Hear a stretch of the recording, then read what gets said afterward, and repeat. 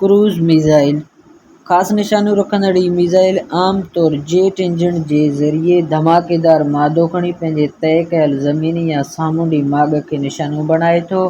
हीउ मिसाइल डिघे फ़ासिले ताईं वज़नी धमाकेदार मवाद खणी इंतिहाई तेज़ रफ़्तारी ऐं चिटाईअ सां हेठाहीं सतह ते उॾामंदे आम मिसाइल जी भेट में तइ कयल निशाने ते वञी किरण बजाइ मंझंदि लॻल कंप्यूटर ऐं रेडियाई लहरुनि जी रहनुमाईअ में पंहिंजो निशानो पाण ॻोल्हे उन खे वञी चुटे थो।